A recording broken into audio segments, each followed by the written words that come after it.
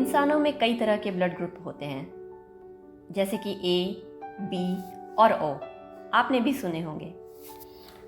और क्योंकि ये ब्लड ग्रुप बच्चे के जन्म से भी पहले तय हो जाते हैं, तो ब्लड ग्रुप से ना तो इंसान की खूबी पता चलती है, ना उसकी कमी। लेकिन सोचिए, अगर हम ऐसी दुनिया में होते जहाँ ब्लड ग्रुप से तय होता कि कौन अच्छा है और कौन बुरा, कौन ऊपर है और कौन नीचे, ए वाले ऊपर, बाकी सब उनके नीचे। बेतुकी सी बात लगती है ना। अच्छा चलिए, ब्लड ग्रुप से नहीं, किसी और चीज़ से तय करते हैं। मेलानिन से करते हैं। नाम भी अच्छा है, हाई फाई सा, पर बात तो बेतुकी ही रहेगी ना। मेलानिन भी शरीर का एक केमिकल है। शरीर में मेलानिन की मात्रा कम या ज़्यादा होने से ही इंसान गोरा या काला होता है। तो फिर हम मेलानिन के आधार पर समाज में इंसान का स्तर क्यों तय करते हैं? नमस्कार दोस्तों, आप सुन रहे हैं एक बूंद सागर। मैं हूं प्रणय और मैं हूं श्वेता। आज हम जिस किताब के बारे में बात कर रहे हैं उसका नाम है between the word and me. ये एक अमेरिकन ऑथर ता-नहेसी कोट्स द्वारा लिखी गई किताब है। और ये किताब उन्होंने अपने बेटे को एक भावुक लेटर के रूप में लिखी है।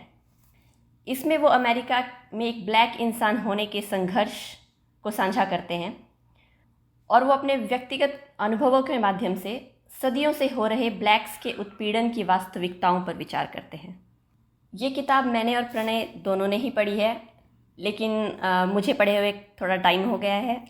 प्रणय ने हाल ही में ये किताब फिर से पढ़ी, तो मैं चाहूँगी कि ज़्यादातर चर्चा जो है प्रणय ही करें। लेकिन शुरू करने से पहले मैं चाहती हूँ कि प्रणय तुम थोड़ी सी ब्लैक हिस्ट्री के बारे में बात करो कि क्या हिस्ट्री रिलेटेड है इन सब चीज़ों से।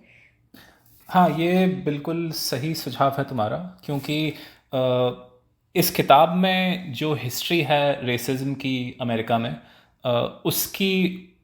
उसके बारे में ज़्यादा जानकारी नहीं दी जाती है। तो ये ता-नहेसी मान के चले हैं कि आपको मोटा मोटा वो हिस्ट्री पता होगी, तो मैं बहुत शॉर्ट में वो हिस्ट्री बता देता हूँ। तो अमेरिका की स्थापना लगभग 400 सवा 400 साल पहले हुई थी, अर्ली 17वीं सदी के शुरुआत में। और उस टाइम पे ज़्यादातर लोग यूरोप के देशों से अमेरिका बंधुआ मजदूर की तरह लाए जाते थे। वो कुछ साल बंधुआ मजदूरी करते थे और आज़ाद कर दिए जाते थे। इसी के साथ साथ 17वीं सदी के शुरुआत से ही Africa, central Africa, east Africa, west Africa से ब्लैक्स भी स्लेव्स की तरह अमेरिका लाए जाने लगे।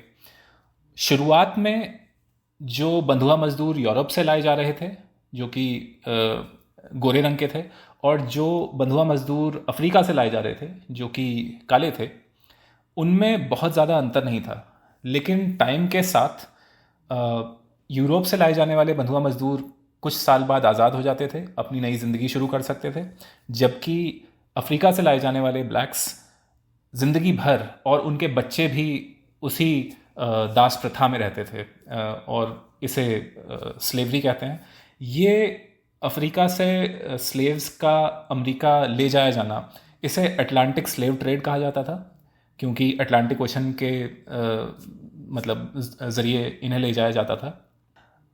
19वीं सदी में 1850 से पहले ये अटलांटिक स्लेव ट्रेड ख़त्म हो गया, तो अफ्रीका से स्लेव्स का लाया जाना बंद हो गया। लेकिन जो स्लेव्स अमेरिका पहुंच चुके थे पिछली 2-2.5 सदी में, वो क्योंकि वहीं थे, उनके बच्चे, उनकी पीढ़ियां वहीं थे, तो वो इतने सालों बाद, इतनी सदियों बाद भी स्लेव्स की तरह ही रह रहे थे। इस सवाल पे कि इन ब्लैक्स को स्लेव्स की तरह ही रखा जाए या फिर इन्हें आज़ाद कर दिया जाए, इस सवाल पे उस ज़माने का अमेरिका उत्तर और दक्षिण भाग में बट गया, और उनके बीच में 1860 के आसपास सिविल वॉर हुआ। अंत में 1865 में अब्राहम लिंकन प्रेसिडेंट थे, और साउथ, जो दक्षिण भाग था, जो कि स्लेवरी रखना चाहता था, वो पराजित हो गया। नॉर्थ की जीत हुई और स्लेवरी का अंत हो गया। अब पन्ने पे तो और संविधान में तो स्लेवरी का अंत हो गया, लेकिन धीरे धीरे जो अमेरिकन साउथ था उसने कई तरीके के पैंतरे चले जिससे कि जो स्लेव्स आज़ाद किए गए थे वो पन्ने पे तो आज़ाद हो गए थे, लेकिन वो आज़ाद असली में हो ना पाए। तो इसके लिए 1870 के दशक से सारे साउथ के स्टेट्स ने कुछ कानून पास किए जिन्हें मोटा मोटा जिम क्रो लॉज के नाम से जाना जाता है। और ये कानून इसलिए थे कि स्लेवरी ख़त्म होने के बाद भले ही ब्लैक्स को आज़ाद कर दिया गया था, उन्हें वोटिंग का अधिकार दे दिया गया था, लेकिन धीरे धीरे करके साउथ के स्टेट्स ने वो सारे अधिकार अलग अलग वजहों से उनसे ले लिए। जैसे कि कुछ स्टेट्स ने ये कर दिया कि आपके पास एक मिनिमम एजुकेशन होनी चाहिए तभी आप वोट कर सकते हैं, या फिर आपके पास एक नौकरी होनी चाहिए, अगर आपके पास नौकरी नहीं है तो आपको जेल में डाल दिया जाएगा।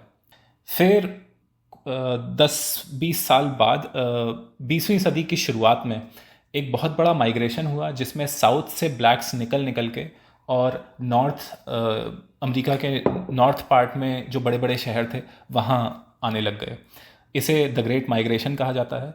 इसके चलते आज की तारीख में भी आप देखेंगे तो बहुत सारे जो बड़े शहर हैं, जैसे शिकागो हो गया, फिलाडेल्फिया हो गया, न्यूयॉर्क हो गया, इनमें, या फिर वॉशिंगटन डीसी हो गया जो अमेरिका की कैपिटल है, यहाँ पे आपको एक बड़ी ब्लैक पॉपुलेशन दिखेगी आज भी। लेकिन क्योंकि इनके पास पैसा नहीं था तो इनकी जो स्थिति थी वो बहुत ख़राब थी। उसके बाद लगभग 50 साल और आगे जाते हैं। 1965 में फिर बहुत लंबी स्ट्रगल के बाद फिर से कुछ कानून बने जिनसे कि ब्लैक्स को और अधिकार मिले।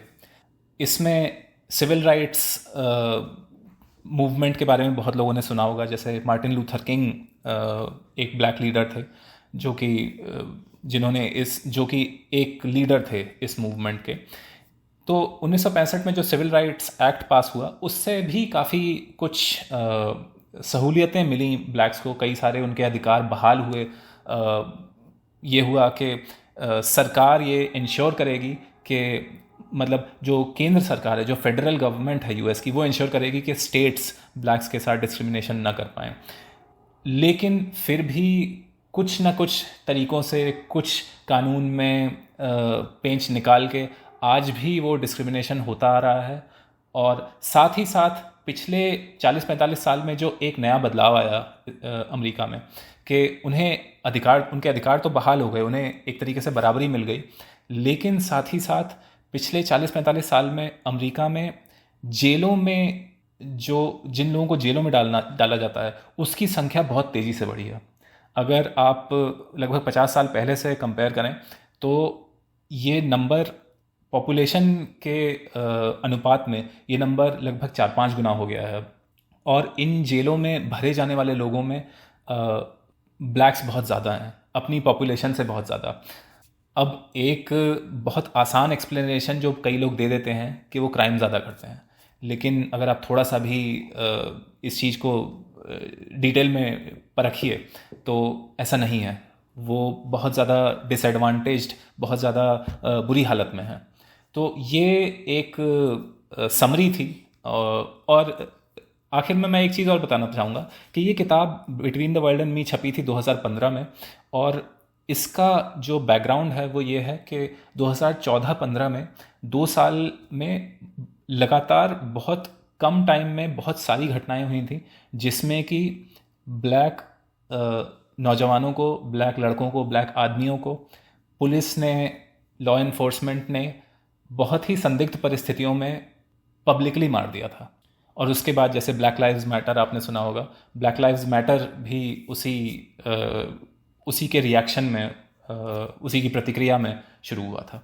तो अगर तुम्हारी सभी बातों को थोड़ा संक्षेप में कहा जाए तो क्या ये कहना सही रहेगा कि गवर्नमेंट एक तरह से सेग्रीगेशन को बंद कर पाई, उसे रोक पाई अपने लॉज के ज़रिए, लेकिन कहीं ना कहीं वो उन जो ब्लैक पॉपुलेशन फ्री हुई थी उन्हें इंटीग्रेट नहीं कर पाई सोसाइटी में?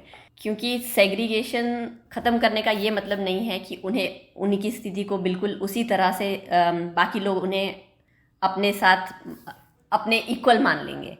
तो कहीं ना कहीं वो जो डिस्क्रिमिनेशन था वो कंटिन्यूड रहा, बस लॉज ऐसे बन गए जिसमें ऑन पेपर तुम दिखा पाओ कि ठीक है अब there is no discrimination as such, लेकिन कहीं ना कहीं सोसाइटी में वो डिस्क्रिमिनेशन अब तक चलता आ रहा है।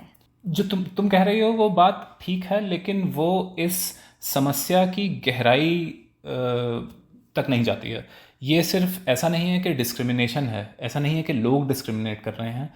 आज भी बहुत सारे लॉज ऐसे हैं जिनसे ये तय होता है कि ब्लैक्स के साथ गलत होगा। जैसे इसका एक एग्जांपल ये है कि बहुत सारे साउथ के स्टेट्स में जो उनकी सरकार है वो ऐसे नियम पास कर सकती है कि जैसे जो चुनाव क्षेत्र होते हैं अपने यहाँ, जो कॉन्स्टिट्यूएंसीज होती हैं, उनकी बाउंड्रीज पार्लियामेंट लेवल पे सेट होती है। यहाँ पे स्टेट्स में वो चीज़ हो सकती है, तो स्टेट्स की जो विधानसभा है वो बाउंड्रीज सेट कर सकती है। तो जो स्टेट लेजिस्लेचर्स हैं वो एक जेरीमैंडरिंग करके एक शब्द होता है, वो मान लीजिए एक शहर में 2 लाख की आबादी है जिसमें 1 लाख ब्लैक्स हैं और 1 लाख वाइट्स हैं, लेकिन ब्लैक्स कुछ ही जगहों पे रहते हैं। तो वो उस चुनाव क्षेत्र की बाउंड्री ऐसे डिसाइड कर सकते हैं कि सारे ब्लैक्स एक आर्टिफिशियली बनाई हुई लाइन के अंदर आ जाएं। और इससे बहुत नुकसान होता है ब्लैक्स को, क्योंकि मान लीजिए उनकी पॉपुलेशन 5 चुनाव क्षेत्रों में है, लेकिन आपने बाउंड्रीज ऐसे बना दी कि सारी पॉपुलेशन एक ही चुनाव क्षेत्र में आ गई, तो वो उस एक चुनाव क्षेत्र के चुनाव पे तो असर डाल लेंगे, लेकिन उनकी आबादी तो 5 जगह है। इसमें एक एक्सप्लेनेशन या एक क्लैरिफिकेशन मैं और देना चाहूँगा कि मेरी कोशिश ये रहेगी कि पूरे टाइम मैं ब्लैक्स वर्ड इस्तेमाल करूँ। हिंदी की किताबों में कई बार ब्लैक्स के लिए अश्वेत या काला शब्द इस्तेमाल होता है, मैं वो इस्तेमाल करने से बचूँगा। और इसकी 2 वजहें हैं। अश्वेत, जैसा कि तुम जानती हो, अश्वेत का मतलब होता है श्वेत का उल्टा या सफ़ेद का उल्टा। तो ये मतलब जो पूरी स्ट्रगल रही है ब्लैक्स की अपने अधिकारों के लिए, ये उन्हें अश्वेत कहना एक तरीके से उसके खिलाफ जाता है, क्योंकि उनका तर्क ही ये है कि ऐसा नहीं है कि हम वाइट जो लोग हैं जिन्हें वाइट्स कहा जाता है उनके उल्टे हैं। तो उन्हें अश्वेत एक तरीके से ये जाहिर करता है कि वो वाइट नहीं है, लेकिन सिर्फ ये कह देना कि वो कोई एक चीज़ है जो वो नहीं है, ये काफ़ी नहीं है। तो पहली चीज़ तो ये।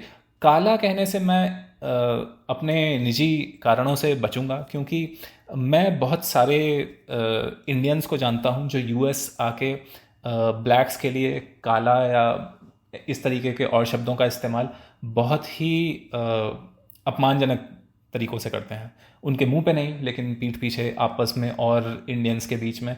तो मुझे इस वजह से भी मैं चाहूँगा कि क्योंकि ब्लैक्स अपने आप को ब्लैक बोलते हैं, तो हम इस बातचीत में भी उन्हें ब्लैक्स ही कहें। प्रणय, किताब में तानहेसी 2 तरह की वाइट्स के बारे में बात करते हैं। एक तो वो कहते हैं कि वाइट्स, और एक वो कहते हैं कि वो लोग जो सोचते हैं कि वो वाइट हैं। और कहीं वो मेंशन करते हैं अपनी किताब में कि ये जो डेफिनेशन है वाइट की, ये समय के साथ बदली है। तो इससे उनका क्या मतलब है? इसमें ये बहुत ही गहरा सवाल है, और मैंने इस किताब को पढ़ने से पहले इसके बारे में कभी सोचा नहीं था। तो तानहेसी का जो पॉइंट है वो ये है कि जब यूरोपियंस अमेरिका आए थे, उस समय वो बहुत तरीके के लोग थे कि वो आयरिश थे, वो ब्रिटिश थे, वो जर्मन थे, और वो अलग अलग धर्मों में बटे हुए थे कि वो प्रोटेस्टेंट्स थे, वो कैथोलिक थे, वो ज्यूइश थे। लेकिन एक बार ब्लैक्स, उसके बाद ये सारे उनके जो अंतर द्वंद्व थे, जो उनके अपने आपस के भेदभाव थे, वो एक तरीके से पीछे हो गए और वो सारे वाइट्स बन गए। और एक तरीके से ब्लैक्स के आने से ही जो वाइट्स हैं या जो वाइटनेस है वो ब्लैक्स के आने के बाद ही डिफाइन होती है। और जो तुमने बात कही कि वाइट्स की डेफिनेशन भी, इसकी परिभाषा कौन वाइट है, ये भी समय के साथ बदली है। तो ये भी काफ़ी इंटरेस्टिंग चीज़ है, क्योंकि जैसे 19वीं सदी के अंत में और 20वीं सदी की शुरुआत में आयरलैंड और इटली से अमेरिका में बहुत इमिग्रेशन हुआ था, और शुरुआत में इन कम्युनिटीज़ को, आयरिश और इटालियंस को, बहुत भेदभाव झेलना पड़ा था। एक उसके पीछे वजह धार्मिक थी, क्योंकि यूएस में ज़्यादातर लोग प्रोटेस्टेंट्स थे जबकि ये लोग कैथोलिक थे। तो काफ़ी टाइम इन्हें वाइट नहीं माना जाता था, लेकिन धीरे धीरे ये भी वाइट्स बन गए। इसी तरीके से इसका एक और एक्सट्रीम एग्जाम्पल आज की तारीख में दिखता है कि बहुत सारे चाइनीज़ और इंडियंस जो अमेरिका आते हैं, जो कि अच्छे खासे संपन्न परिवारों से आते हैं और अच्छी नौकरियां करते हैं यहाँ आके, तो एक ज़माने में उनके खिलाफ भी बहुत डिस्क्रिमिनेशन होता था। जो 1965 के सिविल राइट्स एक्ट की मैंने बात की, उसमें ये भी तय हुआ था उससे पहले इंडिया या चाइना से लोग आके यहाँ पे उन्हें इतनी आसानी से राइट्स नहीं मिलते थे, वो सिटीज़न नहीं बन सकते थे। उस कानून ने यह तय किया कि वो लोग भी सिटीज़न बन पाए। तो आज से करीब 60 साल पहले उनकी स्थिति इतनी अच्छी नहीं थी, लेकिन आज की तारीख में ये लोग, इंडियंस और चाइनीज़, सबसे संपन्न कम्युनिटीज़ में से हैं। तो एक ज़माने में ये भी वाइट नहीं थे, लेकिन अब बहुत सारे इंडियंस जो यहाँ काफ़ी साल से हैं, वो उनके बर्ताव से आपको बिल्कुल यही लगेगा कि वो वाइट लोगों जैसे ही हैं। और ये जो यहाँ की ब्लैक कम्युनिटी है उसके प्रति जो उनकी घृणा है, जो उनकी हेट है, जिसकी मैं अभी बात कर रहा था, उसमें भी ये दिख जाता है। तो अभी तक तो हमने बात की ब्लैक हिस्ट्री के बारे में थोड़ा सा, और हमने बात की कि कैसे डिस्क्रिमिनेशन हो रहा है ब्लैक्स के प्रति जो वाइट्स कर रहे हैं। लेकिन किताब में एक और मेन थीम है जिसमें तानहेसी अपनी इंटेलेक्चुअल जर्नी के बारे में बात करते हैं, और वो बताते हैं कि कैसे शुरुआती दौर में वो मैल्कम एक्स की आइडियोलॉजी से काफ़ी प्रभावित थे, लेकिन धीरे धीरे जब उन्होंने और लोगों के बारे में पढ़ा, और लोगों के बारे में जाना, तो कैसे उनके थॉट प्रोसेस चेंज हुए, कैसे उनकी आइडियोलॉजी चेंज हुई। तो उसके बारे में थोड़ा सा बात करते हैं। हाँ, ये जो तानहेसी का एक तरीके से समय के साथ उनकी थिंकिंग विकसित हुई, ये मुझे भी काफ़ी अच्छा लगा ये पार्ट। तो जैसा कि तुमने बताया, इसमें एक बैकग्राउंड देने वाली बात यह है कि तानहेसी का वॉशिंगटन डीसी में एक हार्वर्ड यूनिवर्सिटी है। यहाँ मैं बताना चाहूँगा कि ये हार्वर्ड यूनिवर्सिटी नहीं है, ये एक हार्वर्ड यूनिवर्सिटी है, HOWARD, जो कि अमेरिका में कुछ यूनिवर्सिटीज़ और कॉलेजेस हैं जो कि ऐतिहासिक तौर पे ब्लैक्स द्वारा डोमिनेटेड रहे हैं। इन्हें HBCUs कहते हैं, historically black colleges and universities. तो इसमें शायद सबसे फेमस हार्वर्ड यूनिवर्सिटी है जो कि वॉशिंगटन DC में है। तानहेसी के पिता ने कुछ साल इस यूनिवर्सिटी में कोई लाइब्रेरी या रिसर्च सेंटर था जहां उन्होंने कुछ साल काम किया था। तो तानहेसी के पास बचपन से ही बहुत किताबें नहीं, और साथ ही साथ उनके जो पिता थे वो 60 के दशक में जब सिविल राइट्स के लिए स्ट्रगल हो रहा था, तो ब्लैक कम्युनिटी में एक ब्लैक पैंथर्स पार्टी थी जो कि काफ़ी एग्रेसिव और उग्र पार्टी थी। तो उससे भी उनके पिता एसोसिएटेड थे। तो अपने पिता के ज़रिए शुरुआत से ही तानहेसी को किताबें काफ़ी मिलती रहीं। तो शुरुआत में तानहेसी मैल्कम एक्स से काफ़ी प्रभावित हुए। मैल्कम एक्स भी 50 और 60 के दशक में एक ब्लैक लीडर थे जिनकी फिर हत्या कर दी गई थी। और शुरुआत में मैल्कम एक्स की जो उग्र भाषा थी और जो उनकी एक तरीके से अपने इमोशंस को न छुपाने वाली जो आदत थी कि मैल्कम एक्स को अगर कोई चीज़ बुरी लग रही है तो वो उसे बहुत ही उग्र शब्दों में कहेंगे, तो ये उन्हें काफ़ी प्रभावित करती है। लेकिन जब वो खुद कॉलेज पहुंचते हैं, जब वो खुद हार्वर्ड यूनिवर्सिटी में पढ़ाई करने जाते हैं, तो धीरे धीरे उनका और विकास होता है। जैसे कुछ टाइम बाद उन्हें कुछ किताबें मिलती हैं जिसमें ये पता लगता है उन्हें कि कई सौ साल तक अफ्रीका के देशों में ब्लैक साम्राज्य थे जिन्हें कि यूरोपियन साम्राज्यों ने अटैक किया और सदियों तक लूटा। फिर ये उनके दिमाग में एक बहुत इम्पॉर्टेंट चीज़ बन गई कि ब्लैक्स के साथ जो ये हो रहा है, ये मतलब ये सदियों भी नहीं, ये शायद कई हज़ार सालों की कहानी है। तो ये कुछ टाइम चला। क्योंकि शायद वो अमेरिका में ही पैदा हुए, यहीं पले बड़े, और यहाँ की सोसाइटी इतनी डिस्क्रिमिनेटरी है, तो शायद उनके लिए ये सोच पाना कि एक ब्लैक पर्सन भी एक रूलर की तरह हो सकता है, तो शायद ये सपने जैसा लगता होगा। तो जब उन्होंने वो चीज़ पढ़ी होगी तो एक तरह से क्या कहा जाए कि वो सपना साकार होने जैसा लगा होगा उन्हें। हाँ, शायद यही वजह है कि इस कहानी ने इतना प्रभावित किया उन्हें कि मतलब जिस जनता को इतने 100 सालों से दबा के रखा गया है, एक ज़माने में वो भी राज करती थी। तो हाँ, ये तुमने बिल्कुल सही कहा। तो कुछ टाइम ये उन्हें काफ़ी प्रभावित करता है। लेकिन जैसे जैसे वो और पढ़ते हैं, यहाँ एक साइड में मैं बात बताना चाहूँगा कि कहीं पे टा-नहेसी ने लिखा है कि हार्वर्ड यूनिवर्सिटी में वो अक्सर वहाँ की लाइब्रेरी में जाके सुबह जाके और 3 किताबें इशू कराते थे और दिन भर में उन 3 किताबों को पढ़ लेते थे और फिर अगले दिन 3 नई किताबें लेते थे। तो आप सोच सकते हैं कितना अध्ययन, कितनी मेहनत की है टा-नहेसी ने।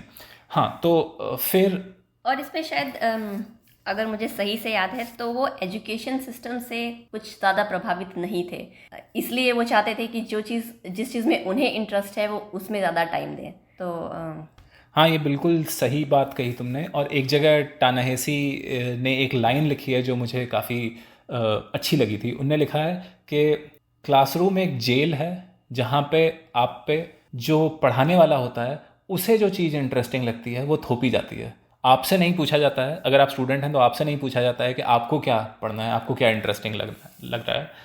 आप पे वो इंटरेस्ट थोपे जाते हैं। तो ये बिल्कुल सही बात है। इसलिए टा-नहेसी ने बताया है कि वो ज़्यादातर टाइम क्लासेस की बजाय लाइब्रेरी में बिताते थे। इससे मुझे अभी रिसेंटली मैंने एक किताब पढ़नी शुरू करी है पॉलो फ्रेयर की, the pedagogy of the oppressed. तो उसमें वो सेम यही बात कहते हैं कि जो आजकल का एजुकेशन सिस्टम है वो एक तरह से गवर्नमेंट के हाथ की कठपुतली है जो तुम्हें सिर्फ डिसिप्लिन करना चाहती है। उसे इस चीज़ में इंटरेस्ट नहीं है कि तुम क्या जानना चाहते हो, तुम किस चीज़ के लिए उत्सुक हो। उनके पास एक सेट करिकुलम है जो वो बस तुम्हारे दिमाग में किसी तरह से भर देना चाहते हैं। तो आई थिंक वो कहते हैं ना कि bird of same feather flock together. तो ये जो ग्रेट माइंड्स होते हैं शायद इनकी सोच भी कहीं ना कहीं एक सी होती है। हाँ, हम आगे कभी ये पेडागॉजी ऑफ द ऑप्रेस्ड के बारे में भी बात करेंगे। और स्कूल पे जैसे तुमने कहा, टा-नहेसी ने काफ़ी कुछ लिखा है। जैसे एक जगह उन्होंने लिखा है कि स्कूल उत्सुकता को एनकरेज नहीं करते हैं। स्कूलों का काम होता है कि आपको अनुशासन सिखाना। हालांकि अनुशासन भी एक पार्ट है आपकी एजुकेशन का, लेकिन जैसे हमें भी अपने स्कूल के टाइम की याद है कि अनुशासन ही पॉइंट बन जाता था। मतलब उत्सुकता, क्यूरियोसिटी तो बहुत पीछे छूट जाते थे। दूसरा, कहीं उन्होंने लिखा है कि स्कूल जो हैं वो सच उजागर नहीं करते हैं, सच छुपाने की कोशिश करते हैं कि आपको कहीं सच पता न लग जाए। तो ये भी मुझे बिल्कुल सही बात लगी कि जो बच्चे बहुत सवाल पूछते हैं कि हम जो ये कर रहे हैं या ये जो आप हमसे करवा रहे हैं इसका पॉइंट क्या है, इसका क्या उद्देश्य है, तो ज़्यादातर उन्हें डांट दिया जाता है। जबकि मतलब स्कूलों में तो क्यूरियोसिटी को एनकरेज करना चाहिए। तो हाँ, ये बिल्कुल सही कहा तुमने। लेकिन इसी में मुझे याद आया कि किताब में उन्होंने अपनी ही बात को बाद में एक तरह से रीफ्रेज किया है, या एक तरह मैं उसे कॉन्ट्राडिक्ट तो नहीं कहूँगी, लेकिन हाँ, एक जगह वो कहते हैं कि बचपन में जब उन्हें फ़्रेंच क्लासेस अटेंड करनी पड़ती थी तो उन्हें लगता था कि ये क्यों सिखाई जा रही है मुझे फ़्रेंच, मैं ये फ़्रेंच कहाँ बोलूँगा, इसका मेरे लिए क्या यूज़ है। तो मतलब उन्हें वो टाइम उस टाइम में उन्हें काफ़ी मतलब अजीब लगता था ये सब, कि मुझे ये सब क्यों सिखाया जा रहा है। लेकिन बाद में कुछ सालों बाद जब वो फ्रांस गए बेसिकली, और तब उन्हें वो काम आई और उन्होंने फिर से वो अपनी क्लासेस रिज्यूम करी, फ्रेंच क्लासेस। तो कहीं ना कहीं ऐसा नहीं है कि मतलब स्कूल में जो भी पढ़ाया जा रहा है वो यूज़लेस है, लेकिन आई थिंक टीचर्स ये बताना कहीं ना कहीं भूल जाते हैं कि जो तुम्हें पढ़ाया जा रहा है उसका यूज़ क्या है। ये बात मैंने भी नोटिस की थी किताब में। इसमें मुझे लगता है एक बैलेंस की ज़रूरत है। जैसे बहुत सारी चीज़ें होती हैं जिसमें आप तुरंत नहीं बता सकते कि इसका इस्तेमाल कहाँ होने वाला है, ठीक है। मेरे ख्याल से जैसे हमारे मतलब मैंने 6th क्लास से लेकर 10th क्लास तक सिविक्स पढ़ी थी, जो पॉलिटिकल साइंस भी जिसे कहते हैं। तो शायद 6th-7th क्लास में ये समझा पाना थोड़ा मुश्किल है कि ये क्यों पढ़ाया जा रहा है, लेकिन कुछ ना कुछ तो मेहनत करनी चाहिए, कुछ ना कुछ तो उस चीज़ को मतलब उस चीज़ को मोटिवेट करने के लिए, उस चीज़ को ज़्यादा अच्छे से समझाने के लिए होना चाहिए, जो कि कम से कम अपने स्कूलों में तो नहीं होता है।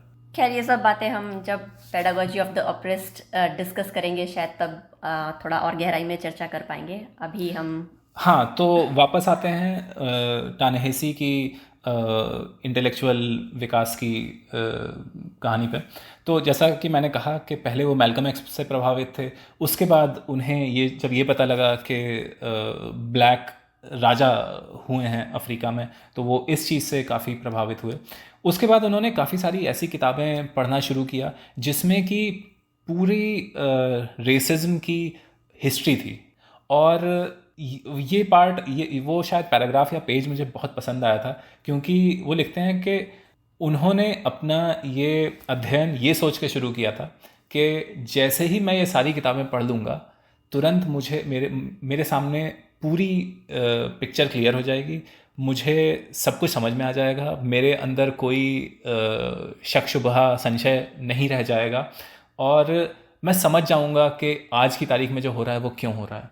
लेकिन जैसे जैसे उनने अध्ययन अपना जारी रखा, उन्हें समझ में आया कि एक चीज़ का एक्सपर्ट कुछ कहता है और दूसरा एक्सपर्ट कुछ और कहता है, और ये सारे अपने फील्ड के दिग्गज हैं, तो कोई गलत नहीं है, लेकिन ये चीज़ें इतनी कॉम्प्लेक्स हैं, इनमें इतने विरोधाभास हैं, इनमें इतने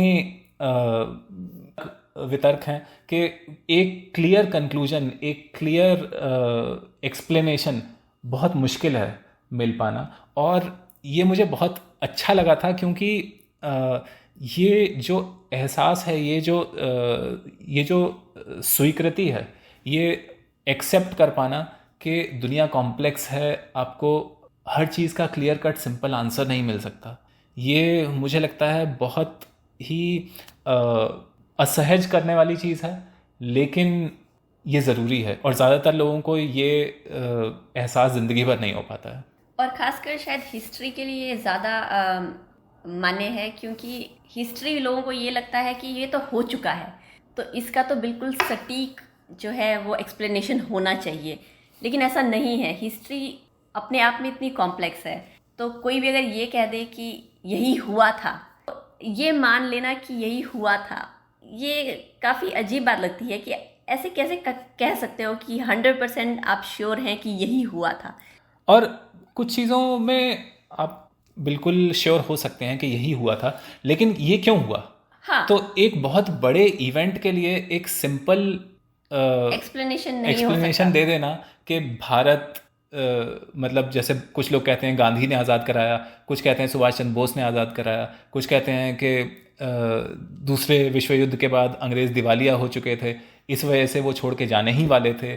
तो इनमें से ये सारे अधूरे एक्सप्लेनेशन हो सकते हैं, लेकिन सिर्फ एक चीज़ तो इतने बड़े इवेंट को, इतनी बड़े देश की आज़ादी को कैसे एक्सप्लेन कर सकते हैं?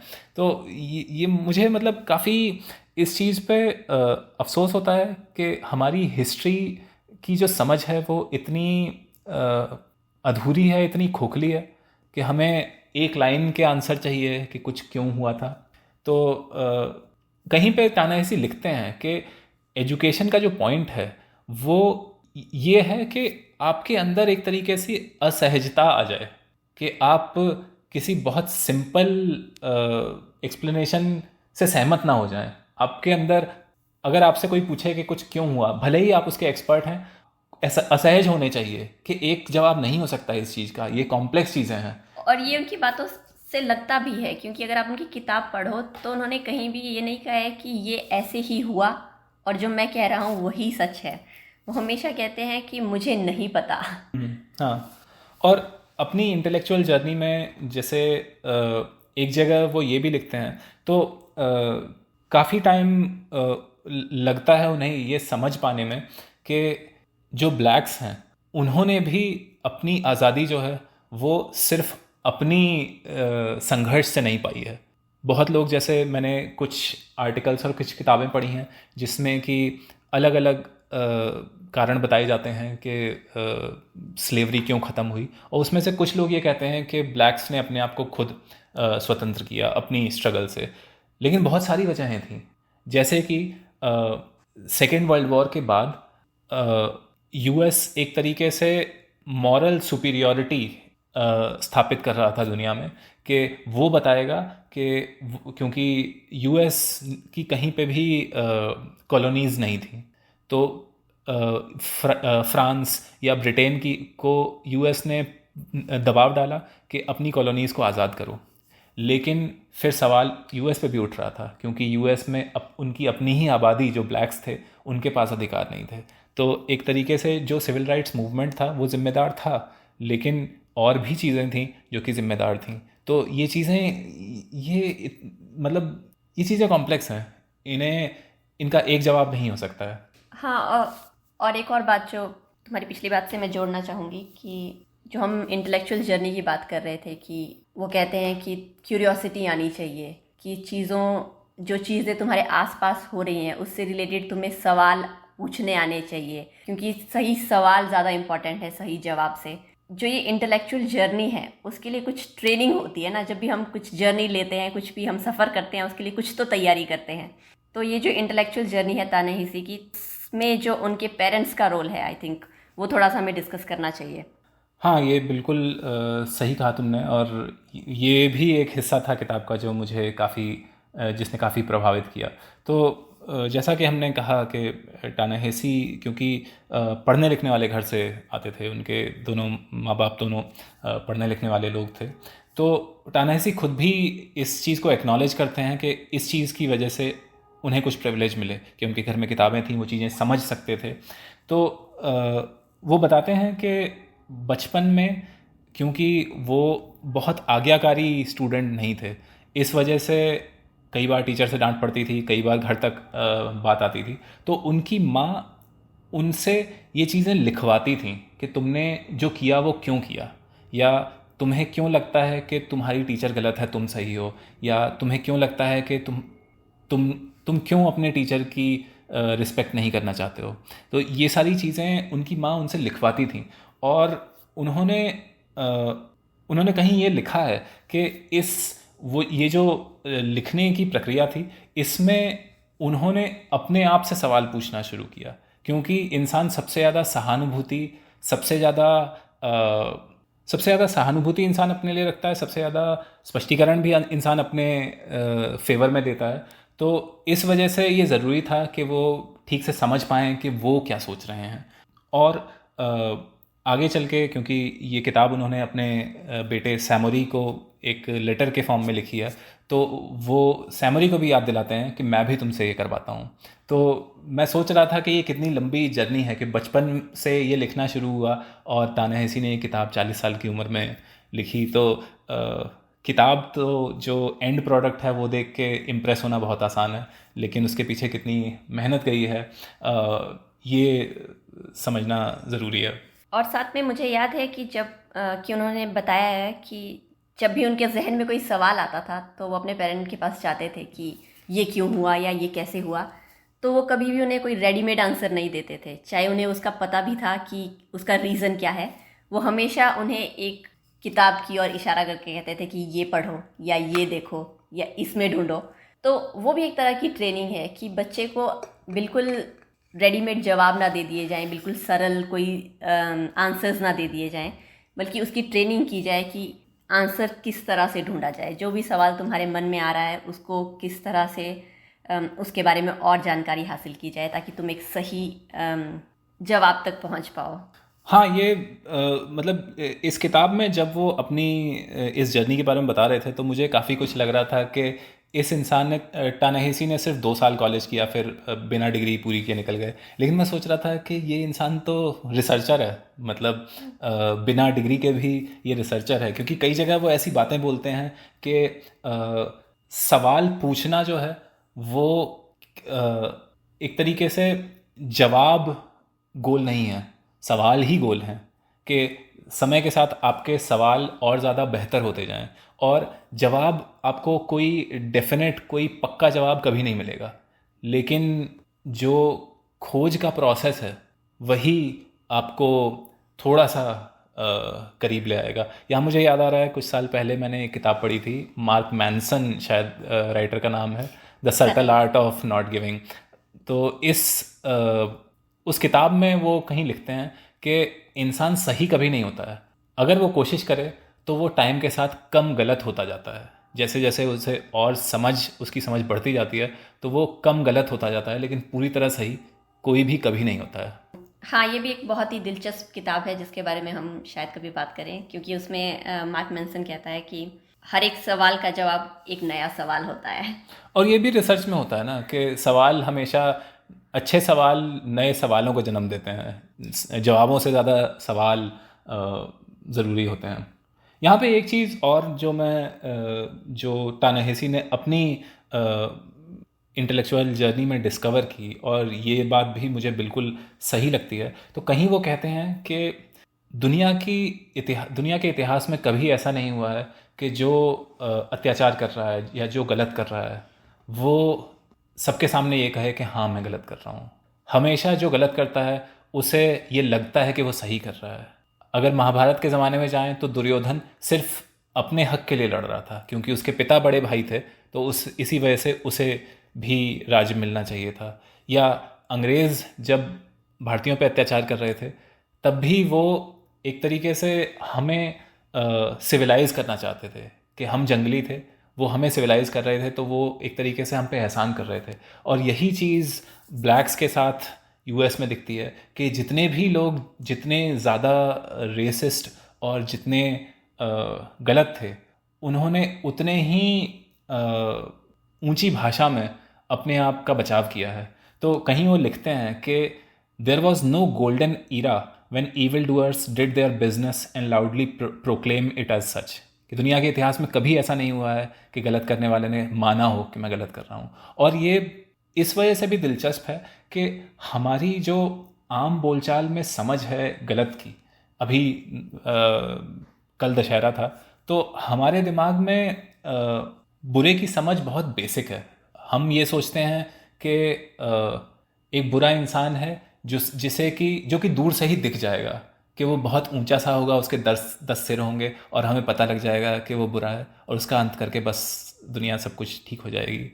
जबकि बुराई बहुत ही सिंपल होती है, बहुत ही साधारण होती है। जैसे मुझे एक और किताब याद आ रही है कि अमेरिकन जर्नलिस्ट हुई हैं हाना एरेंट नाम की। उन्होंने एक किताब लिखी है आइखमैन इन जेरूसलम। एडोल्फ आइखमैन एक नाज़ी था जिसने कि वो एक सिंपल बाबू था एक ऑफिस में, और उस ऑफिस का काम सिर्फ इतना था कि जो ज्यूज़ मारने के लिए कंसंट्रेशन कैंप्स भेजे जाते थे उन्हें ट्रेनों में कैसे भेजा जाएगा, इस चीज़ का एडमिनिस्ट्रेशन एडोल्फ आइखमैन देखता था। तो जब उसे अदालत में ले जाया गया तो लोगों ने ये सोचा था कि कोई राक्षस होगा, लेकिन वो दिखने में इतना सिंपल सा, एक साधारण सा, मामूली सा इंसान था। हाना एरेंट ने यही चीज़ लिखी है कि जो बुराई होती है वो कभी भी काले कपड़े, बड़ी बड़ी मूछें, ऊंचे कद में नहीं आती है, वो हमेशा बहुत ही साधारण होती है। इसलिए ये याद रखना ज़रूरी है कि हम अक्सर लोगों के शब्दों पे जाके और अपनी आंखों के सामने बहुत कुछ गलत होते देखते हैं, क्योंकि कहने वाला कुछ अच्छी बातें कह रहा होता है, लेकिन कहने वाले हमेशा से अच्छी बातें कहते आए हैं। आगे बढ़ते हैं।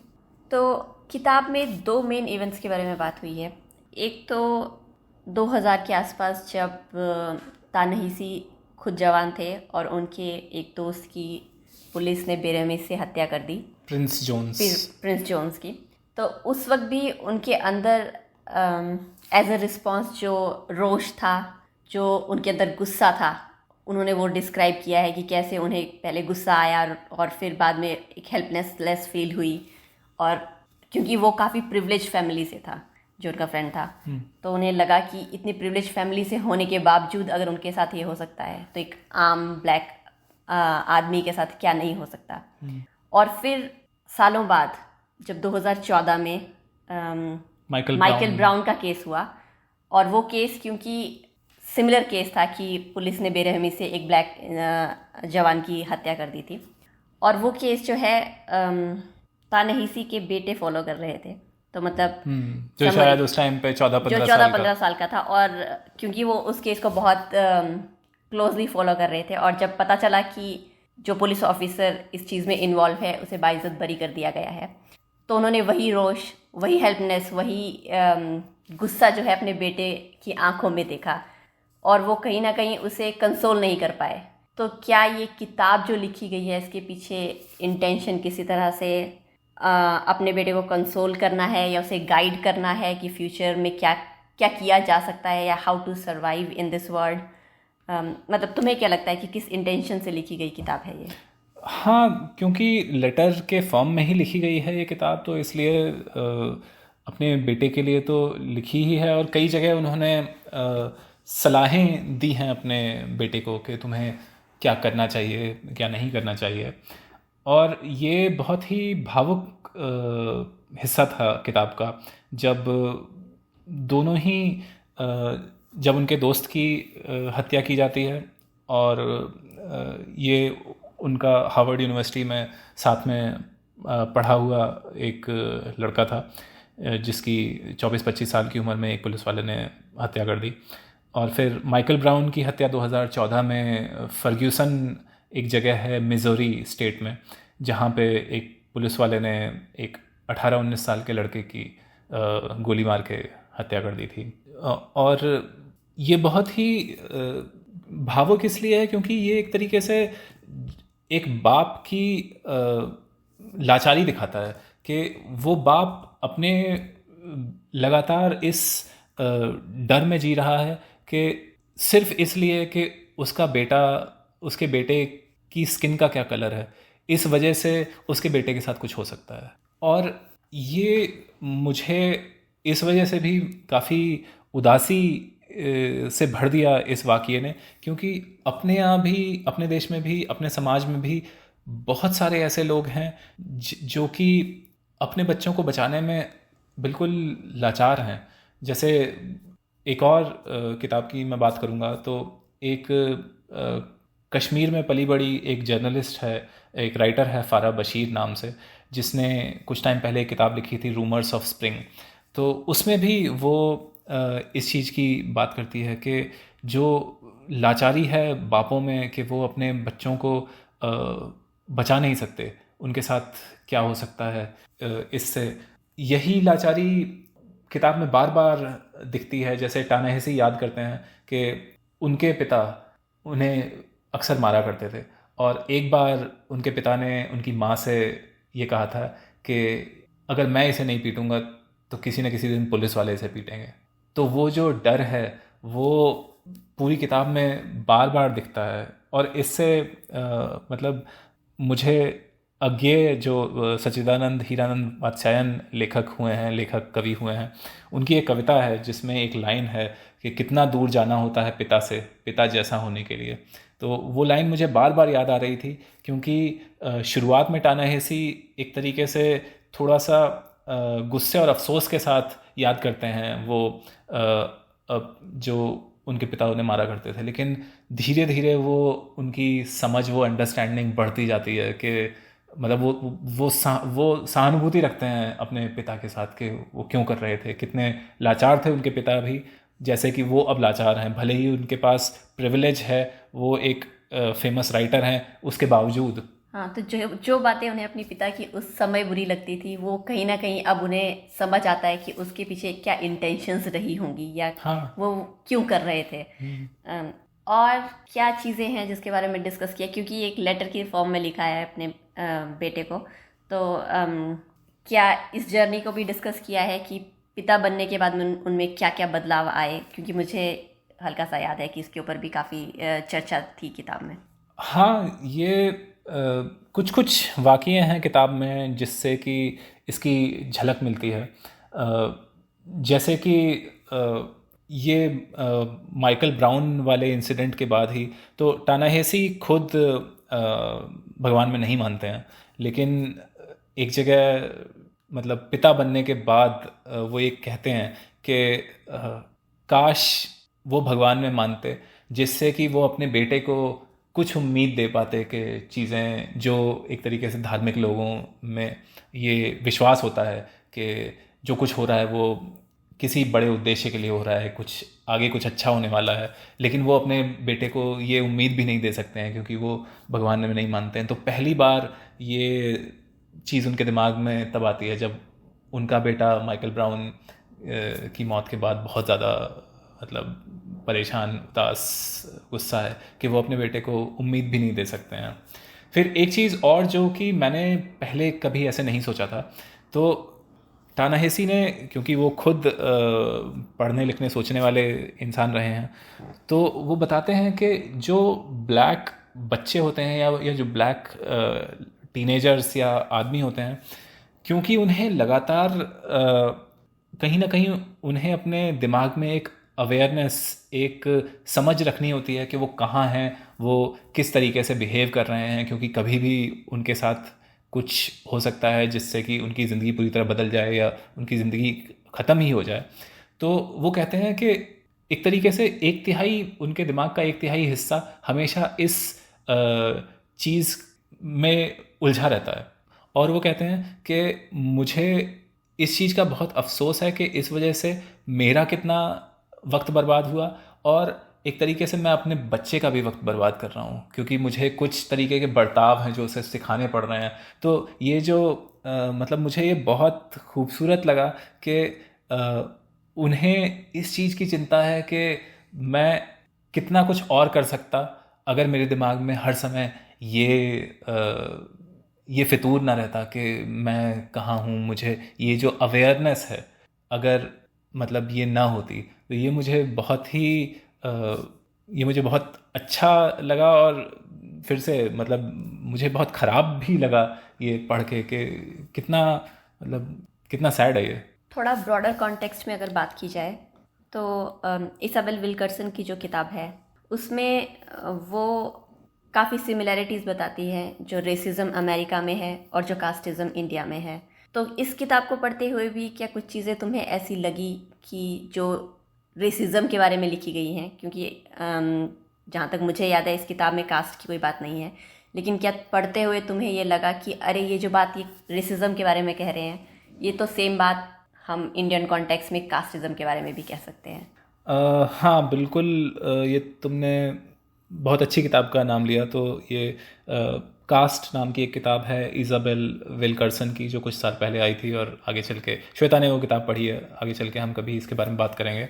और बिल्कुल जगह जगह पे इस किताब को पढ़ते हुए मुझे लग रहा था कि ये तो अपने आप ही सही बैठती है, बिल्कुल यही बात। कुछ थोड़े बहुत अंतर भी दिखे, लेकिन बहुत चीज़ें बिल्कुल एक सी लगीं। तो जैसे कहीं टानाहेसी कहते हैं कि race is the child of racism not the father. तो हम ज़्यादातर ये मान के चलते हैं कि किसी भी, चाहे वो कास्ट इंडिया में कास्ट हो, चाहे यहाँ रेसिज्म हो, हम मान के चलते हैं कि कुछ अंतर पहले से है और ये जो आजकल हो रहा है ये उस अंतर की वजह से हुआ है। जबकि टानाहेसी का कहना यह है कि रेसिज्म पहले आता है, रेस बाद में आती है। और ये थोड़ी सी अजीब बात लगती है, लेकिन वो जैसे एग्जाम्पल देते हैं कुछ देशों के जहाँ पे कि ब्लैक्स और वाइट्स हैं, लेकिन वहाँ पे किसी और तरीके का भेदभाव, डिस्क्रिमिनेशन हो सकता है, लेकिन रेस वाला डिस्क्रिमिनेशन नहीं है। तो ऐसा नहीं है कि रेस होगी तो रेसिज्म आ ही जाएगा। एक तरीके से रेस को जस्टिफिकेशन की तरह यूज़ किया जाता है रेसिज्म करने वालों द्वारा।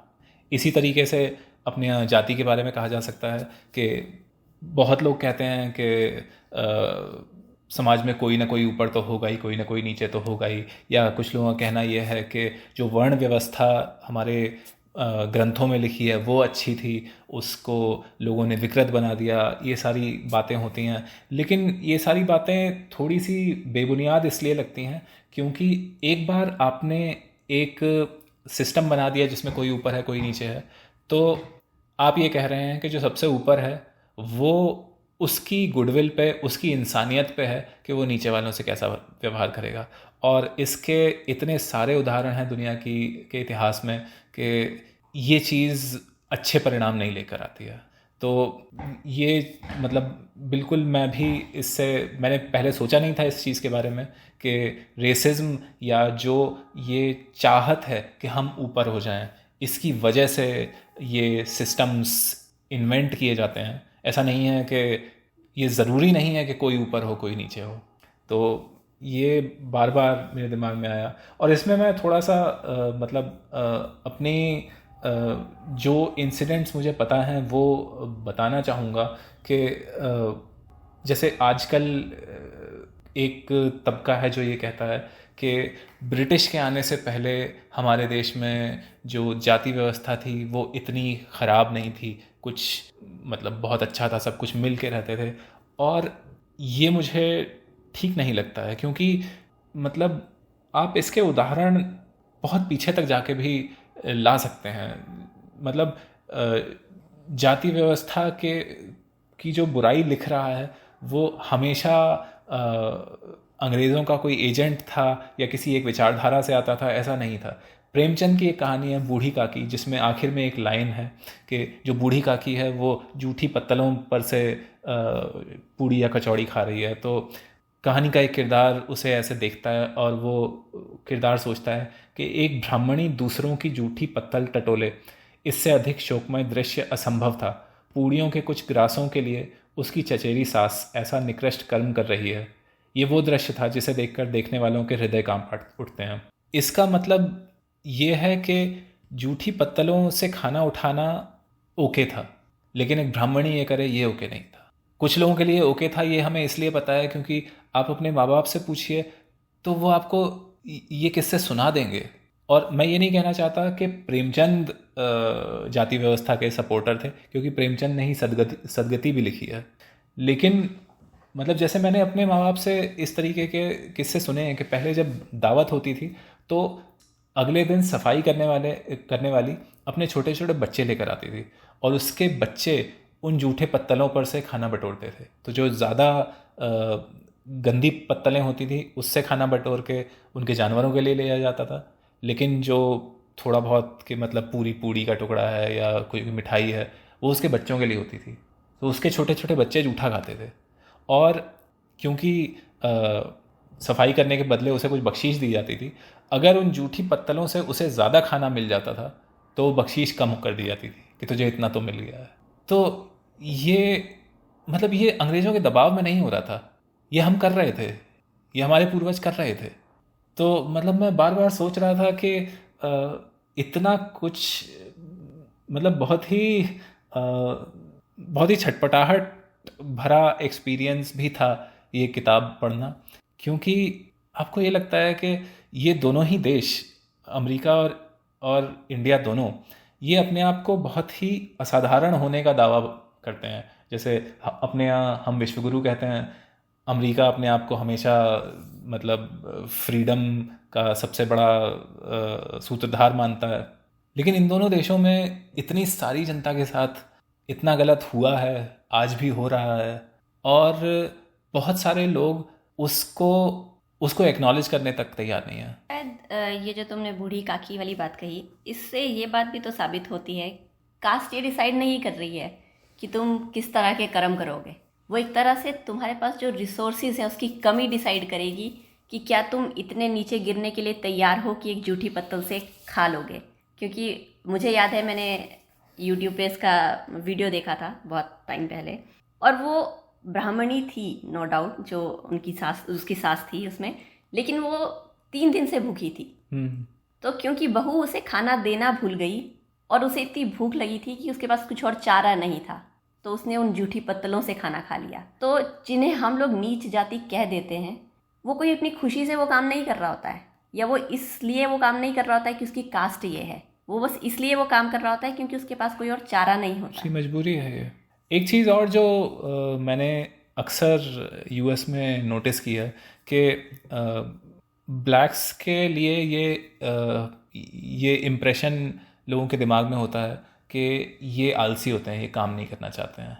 और मैंने देखा है कि इसी टाइप की सोच जो है वो अपने यहाँ नीची जातियों के बारे में है कि ये आलसी होते हैं, ये काम नहीं करना चाहते हैं, इनको बस हरामखोरी करने का मौका चाहिए, इस टाइप की सोच जो है। और ये किताब पढ़ के मेरे दिमाग में आया कि शायद इसके पीछे भी ऐतिहासिक वजहें हैं कि क्योंकि यहाँ पे स्लेवरी थी और अपने देश में बेगार थी कि बिना पैसे के आपको कुछ करना पड़ता था, कि ज़मींदार आपसे बिना पैसे के काम करवा सकता है। तो जब पीढ़ी दर पीढ़ी कुछ लोगों के साथ ये होता रहता है तो उनके दिमाग में ये बहुत स्वाभाविक है कि ये बात बैठ जाए कि सामने वाला हमारा फ़ायदा उठाना चाहता है। तो हमेशा उनकी कोशिश ये रहेगी कि हम पे हमारा कुछ एक्सप्लॉयटेशन ना हो, हमारा सामने वाला फ़ायदा ना उठा पाए। जो आजकल लोग बात करते हैं कि दुनिया ज़ीरो सम गेम नहीं है, कि सामने वाले का फ़ायदा हो रहा है, इसके लिए ज़रूरी नहीं है कि मेरा भी नुकसान हो। लेकिन ये इस टाइप की सोच तब आ पाती है जब आप एक ऐसे समाज में रहते हैं जहाँ पे कि भरोसा है, लेकिन जब आपके साथ पीढ़ी दर पीढ़ी इस तरीके का धोखा होता आया है, आपके साथ ये शोषण होता आया है, तो इस तरीके की सोच रखना बहुत मुश्किल है। और जो लोग ये बातें करते हैं कि ये लोग तो ऐसे ही होते हैं, ये काम नहीं करना चाहते, वो ये पूरी हिस्ट्री भूल जाते हैं। ये तो हुई कास्टिज़म और रेसिज्म को लेकर सिमिलरिटी की बात, लेकिन क्या कुछ डिफरेंसेस भी हैं जो इंडियन सोसाइटी में कास्ट है और अमेरिकन सोसाइटी में रेसिज्म है? इन दोनों के बीच में जो अगर इन दोनों को कंपेयर किया जाए तो क्या कुछ डिफरेंसेस भी नज़र आते हैं कि जैसे तुम कह पाओ कि this is just specific racism को लेकर और ये बहुत स्पेसिफिक है जो कास्टिज्म को लेकर है? इसमें शायद इसकी डिटेल स्टडी हमें इज़ाबेल विल्करसन की किताब में मिलेगी। कुछ कुछ चीज़ें हैं जो मतलब शायद मेरी अंडरस्टैंडिंग अधूरी है, लेकिन जो मुझे लगता है कि ऐसा है, तो मैं कुछ चीज़ों में कह सकता हूँ कि इंडिया में कुछ चीज़ें बेहतर हैं, कुछ चीज़ें शायद यहाँ बेहतर हैं। तो एक जो क्लैरिफिकेशन मैं ये देना चाहूँगा कि ऐसा नहीं है कि सिर्फ कास्ट सिस्टम जो अपने यहाँ है वो रेसिज्म जैसा है। कई बार जो अपने यहाँ रिलीजियस माइनॉरिटीज़ के साथ जो होता है वो भी मतलब बहुत गलत है, जो कि बिल्कुल सिस्टेमिक लेवल पे होता है और बहुत बड़े स्केल पे मतलब स्टेट की सहमति से होता है।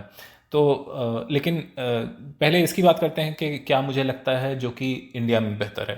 तो एक चीज़ तो ये है कि जहाँ तक जेलों में लोगों को जेलों में डालने की बात है, तो ये बात अपने आप ही है कि माइनॉरिटीज़, लोअर कास्ट, ये सब लोग अपने आप ही जेलों में बहुत ज़्यादा संख्या में हैं।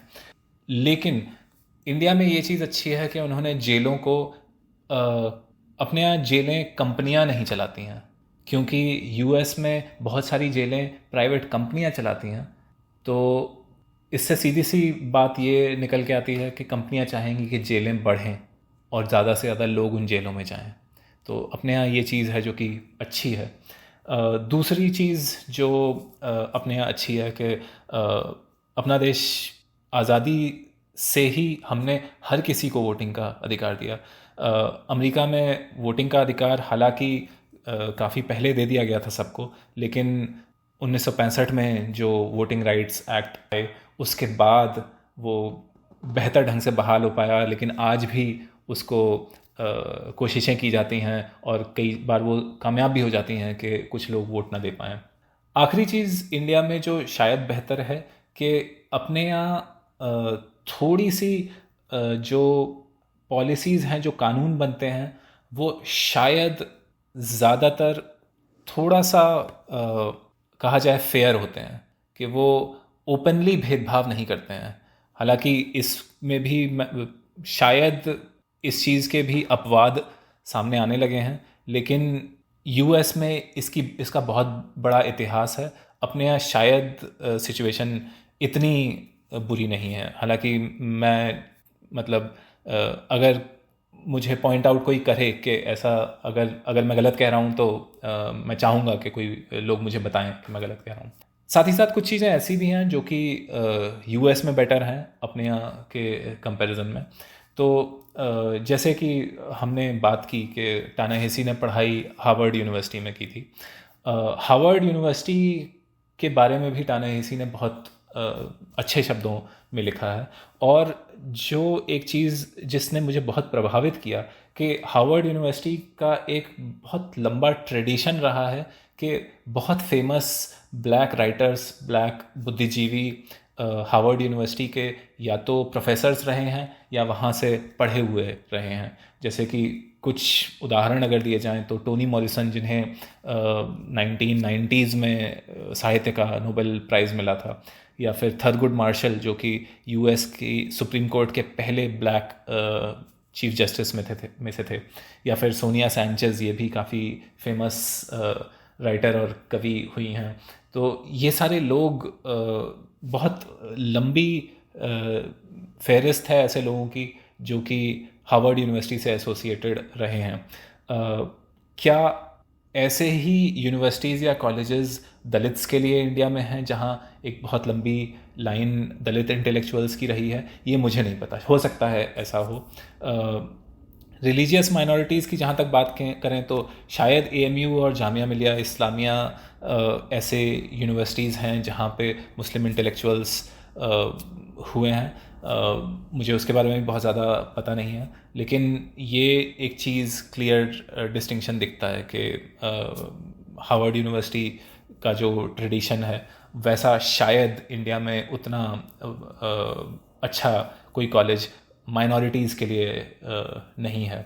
फिर एक और चीज़ जिसने मुझे काफ़ी जो मैंने नोटिस की कि टानाहेसी एक जगह लिखते हैं कि उनके दोस्त की जो हत्या हुई थी 2000 में, उसके लगभग एक साल बाद 9/11 हुआ था, जिसमें कि ट्विन टावर्स पे हमला हुआ था और 3000 लोग करीब मरे थे। शायद 1000 से 1500 लोग उस अटैक में मरे थे, और उसके बाद इतने ही लोग करीब जो आग बुझाने वाले लोग थे, जो पुलिस ऑफिसर्स थे, उनकी मौत हुई थी।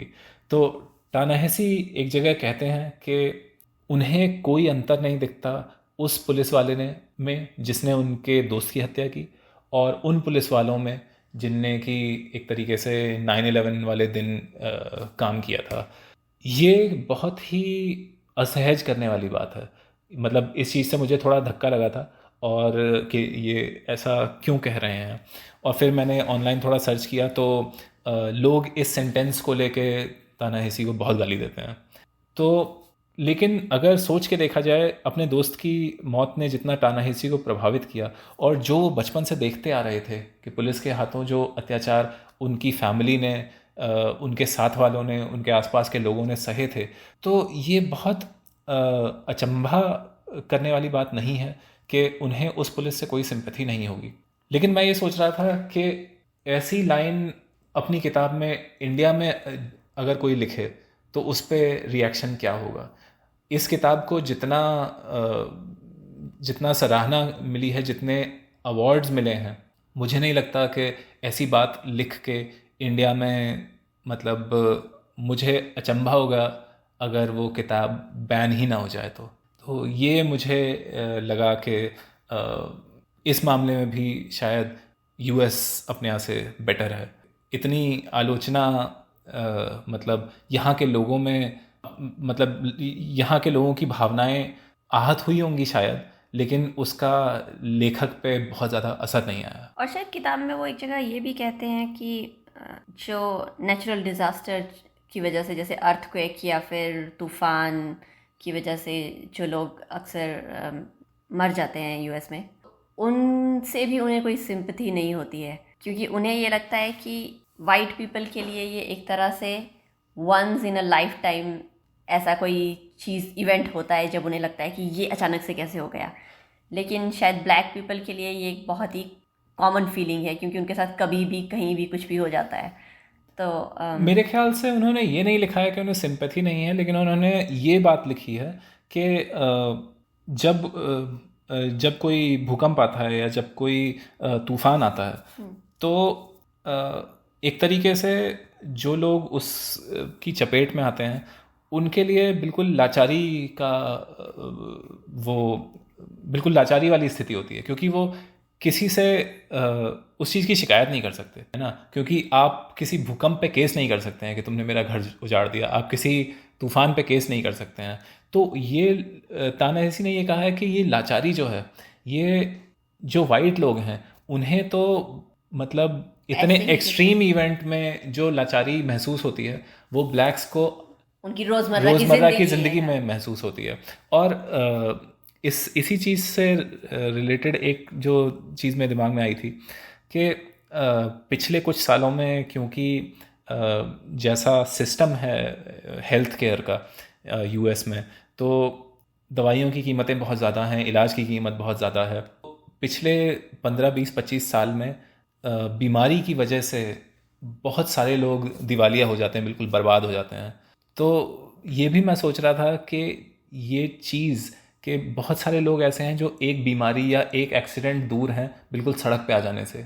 ये जो अनिश्चितता है, ये अनसर्टेनिटी जो है, ये शायद बहुत सारे जो वाइट लोग हैं वो पिछले 15-20 साल में पहली बार एक्सपीरियंस कर रहे हैं। और ये अनिश्चितता भी ब्लैक्स ने हमेशा से इस चीज़ का अनुभव किया है कि वो कभी भी सड़क पे आ सकते हैं, कुछ भी हो सकता है उनके साथ। यहाँ मुझे एक बात याद आई कि तानाहेसी जो है वो हार्वर्ड यूनिवर्सिटी को अपना मक्का बताते हैं, और क्योंकि वो रिलीजियस नहीं है, तो जैसे रिलीजियस इंसान के लिए जितनी इम्पोर्टेंस मक्का की होती है, शायद उतनी ही इम्पोर्टेंस उनके लिए हार्वर्ड यूनिवर्सिटी की है, इसीलिए उन्होंने उसे अपना मक्का कहा है। शायद इसके पीछे मतलब शायद ब्लैक कम्युनिटी में इन जनरल हार्वर्ड यूनिवर्सिटी को मक्का कहा जाता है। मतलब इसकी वजह मुझे नहीं पता है, लेकिन हाँ, मतलब ये सिर्फ तानाहेसी के लिए वो उनकी मक्का नहीं है, उसे एक मतलब इन जनरल भी हार्वर्ड यूनिवर्सिटी को मक्का कहा जाता है। शायद इसलिए जैसे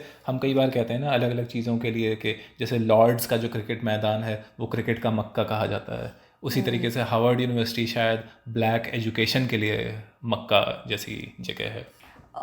और ये भी काफ़ी दिलचस्प बात है कि उनके पेरेंट्स भी रिलीजियस नहीं थे, क्योंकि उन्होंने कभी उन्हें रिलीजियस होने के लिए नहीं कहा, जबकि माना जाता है कि ब्लैक पॉपुलेशन काफ़ी रिलीजियस होती है। हाँ। और कहीं ना कहीं बाद में मुझे याद है कि ऑथर रिग्रेट करता है कि काश मैं रिलीजियस होता। हाँ, ये अभी हम थोड़ी देर पहले जो बात कर रहे थे कि अपने लड़के के लिए उन्हें लगता है कि काश मैं इसे, अगर मैं धार्मिक होता तो मैं इसे कुछ उम्मीद दे पाता कि चीज़ें बेहतर हो जाएंगी, या ये जो कुछ हो रहा है ये इसके पीछे कुछ अलौकिक शक्ति है जो कुछ बड़े पर्पस के लिए ये सब कर रही है। अच्छा, किताब पढ़ते हुए तुम्हें अपने जीवन से रिलेटेड कुछ एक्सपीरियंस याद आया हो?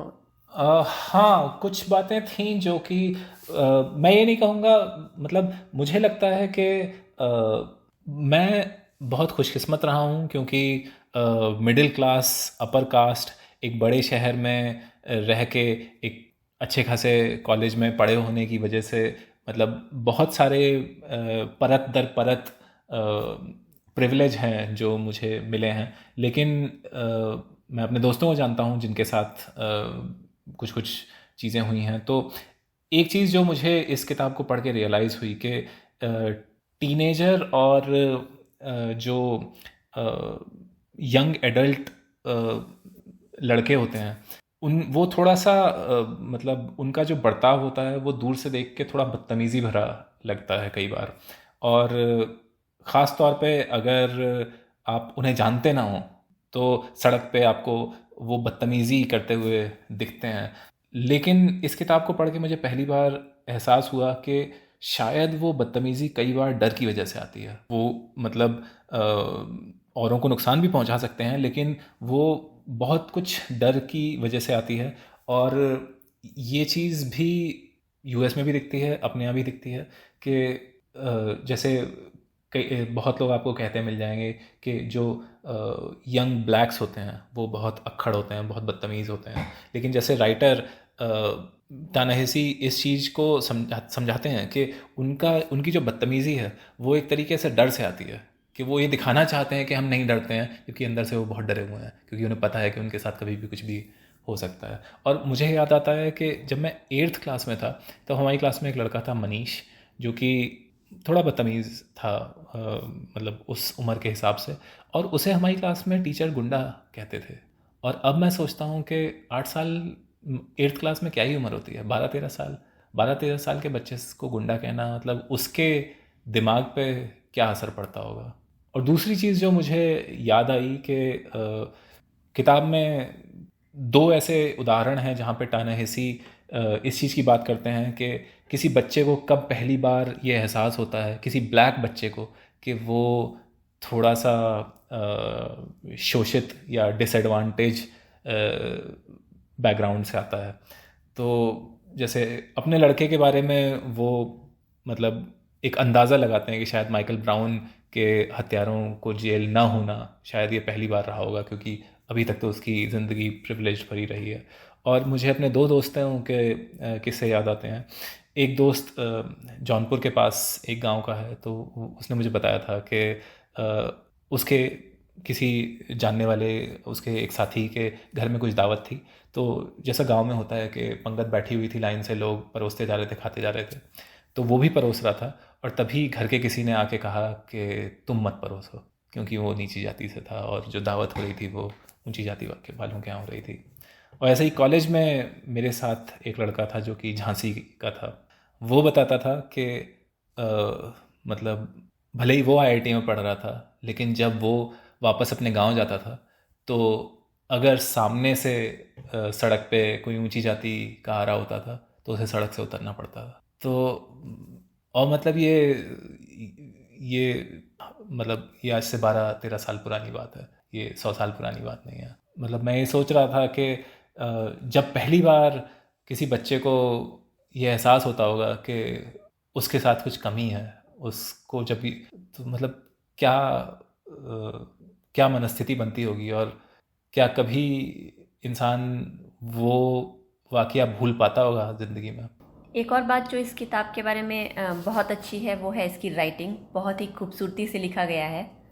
हाँ, बहुत सारे इमोशंस, वो चाहे लॉस हो, चाहे वो शेम हो, चाहे वो उदासी हो, चाहे छटपटाहट हो, वो बहुत खूबसूरती से लिखा है। और जैसे एक लाइन मुझे बहुत पसंद आई थी कि the world has no time for the childhood of black boys and girls. ये एक लाइन इतना कुछ कन्वे कर जाती है। तो क्योंकि किताब अंग्रेज़ी में है तो हम इसके पैसेजेस नहीं पढ़ रहे हैं, और इसकी राइटिंग अप्रिशिएट करने के लिए आपको ये किताब ज़रूर पढ़नी चाहिए। ठीक है प्रणय, तो फिर इसी के साथ शायद अब हमें किताब को कंक्लूड कर देना चाहिए। हाँ, काफ़ी कुछ बात हम कर चुके हैं। तो कुछ क्लोजिंग रिमार्क्स? हाँ बिल्कुल। दुनिया के इतिहास में शायद ऐसा कोई एग्जाम्पल नहीं है जब किसी देश ने बिना कुछ लोगों का शोषण किए तरक्की की हो। अमेरिका भी और अपना देश भी। जो लोग इन देशों में तरक्की का सपना देखते हैं या उसे पूरा कर चुके हैं, उन्हें अक्सर यही लगता है कि वो अपने दम पर ही इस सपने को पा सकते हैं। टानाहेसी की ये किताब इसी भ्रम को झुठलाती है। ये सपना ऐसे बहुत से लोगों के कंधों पर टिका है जिन्हें कभी इसका मेहनताना नहीं मिलेगा। इस सपने को अमेरिका में द अमेरिकन ड्रीम भी कहते हैं। आज से करीब 60 साल पहले मार्टिन लूथर किंग ने अपने एक भाषण में इस सपने में ब्लैक्स के लिए हिस्सेदारी मांगी थी। उस स्पीच को I have a dream speech भी कहा जाता है। पर वो सपना आज भी अधूरा ही है, वो मांग आज भी अधूरी ही है। क्या वो कभी पूरा हो पाएगा? क्या दुनिया में कोई देश बिना शोषण की नींव के तरक्की कर पाएगा? पता नहीं।